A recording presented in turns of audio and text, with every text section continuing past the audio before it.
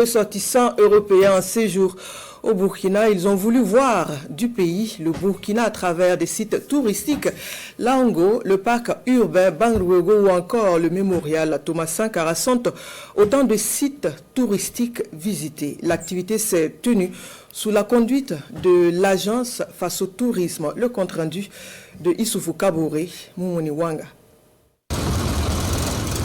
C'est une image insolite donnée à voir dans les artères de la capitale burkinabé. Un train pas comme les autres. Pas besoin de rails pour se déplacer.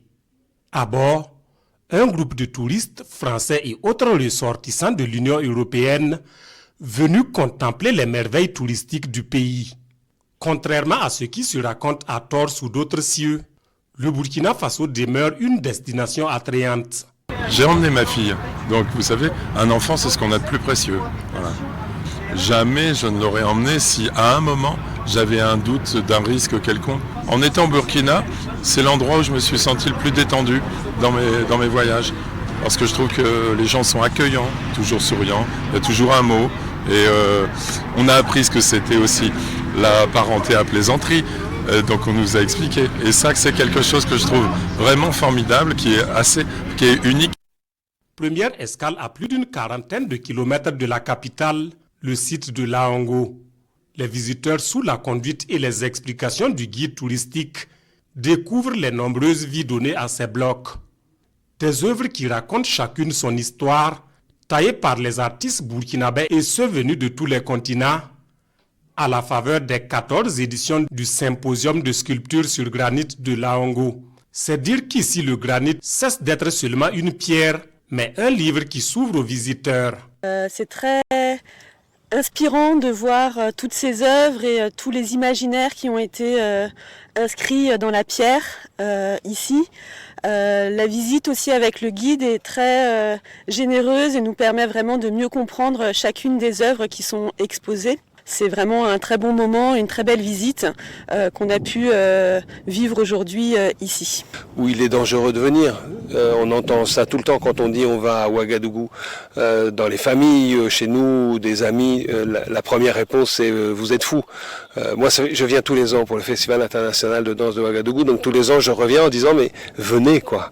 Après Laongo, les touristes mettent le cap sur le parc urbain Bangrouego. Dans ce poumon vert de la capitale burkinabé, ils découvrent les potentialités fauniques locales de la ménagerie au musée du parc urbain. Et voici notre train de nouveau dans les rues de Ouagadougou.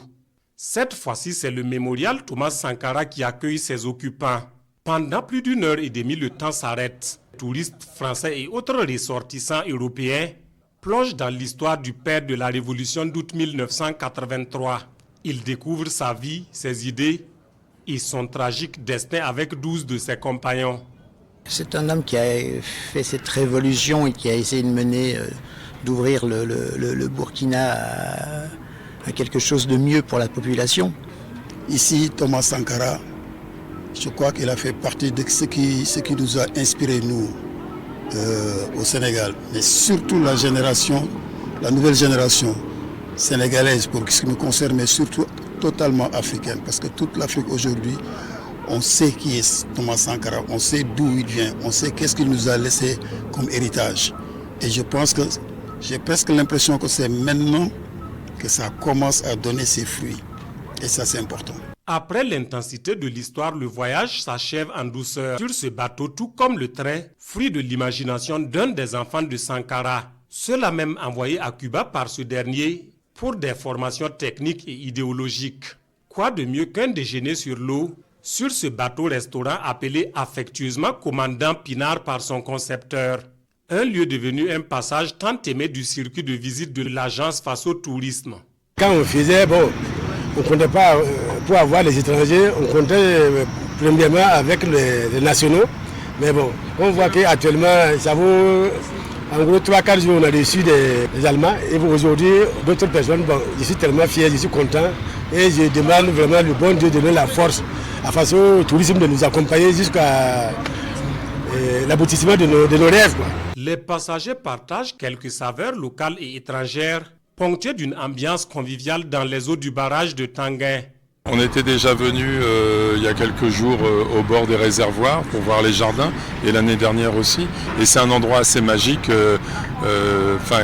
qui respire aussi la fraîcheur. On est content de voir cette verdure. Et ça donne d'ailleurs beaucoup de fraîcheur. Et c'est très agréable, je trouve que c'est un site magnifique.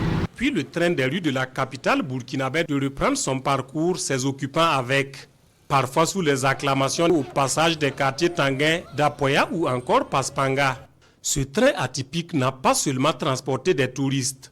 Il envoie un message aux sceptiques.